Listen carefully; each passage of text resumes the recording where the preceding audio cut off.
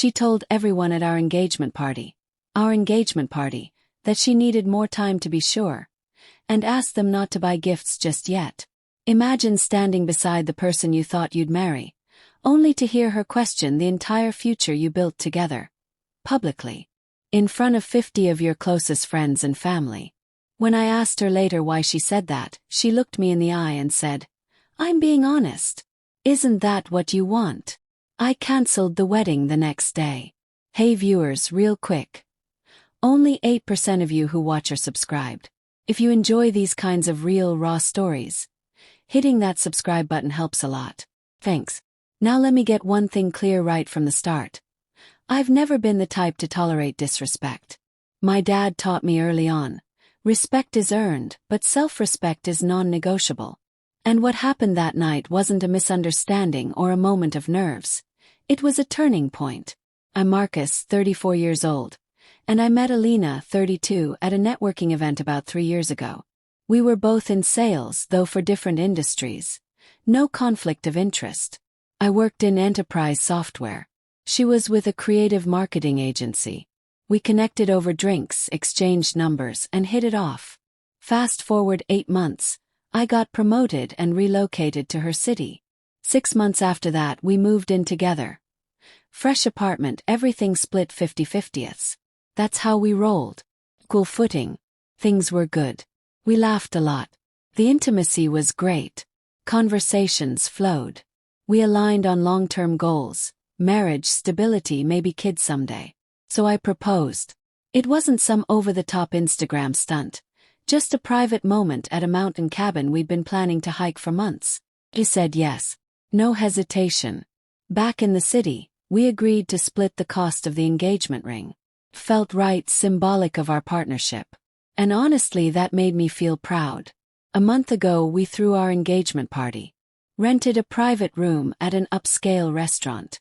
Family flew in. Friends dressed up. My buddy Ethan gave a heartfelt toast. Glasses clinked. Smiles everywhere. And Alina stood up. She looked around the room and said, "Thank you all for being here. Means the world to us. I just want to say, please don't feel pressured to buy any gifts or make travel plans. I need a little more time to be sure before we set a wedding date." Silence. Not just any silence, the kind that feels like gravity shifted. My mom's smile vanished. Her dad looked down at his wine. My friend's wife leaned over and whispered something. Just froze. Alina sat back down, gave me a light squeeze under the table and whispered, "We'll talk later." But the energy in the room had changed. People left early. My parents looked heartbroken. I smiled through clenched teeth until the last guest was gone. On the drive home, I kept it together. When we got inside, I asked calmly, "What was that?" She said, "What was what?" "You know exactly what. Announcing to everyone that you're unsure about marrying me." Her tone. Defensive. "I didn't say that. I just said I needed more time before we set a date. At our engagement party. In front of both our families." A shrug. "I'm being honest. Would you rather I lied?" "No. I'd rather you had the decency to talk to me first. Before accepting the ring. Before we planned a party. Before humiliating me in front of everyone we love. You're overreacting." That word. Overreacting. I spent the night in the guest room, staring at the ceiling. Replaying everything, from our first drink to the ring we both paid for. And by morning, I knew what I had to do. She walked into the kitchen, saw me sipping coffee. "I've been thinking," I said. "About what you said. About needing more time." She smiled faintly. "I'm glad you understand. I'm canceling the wedding." Her mug paused midair. "What?" "Not postponing. Canceling. We're done." "Because I said I needed time." "Marcus, that's extreme." "No, it's not. It's about how you handled it. You embarrassed me. You disrespected our relationship.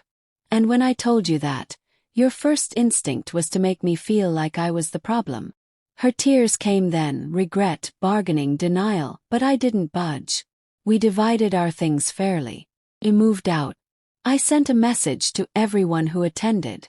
After careful consideration, Alina and I have decided not to move forward with our wedding plans. We appreciate your support and your respect for our privacy.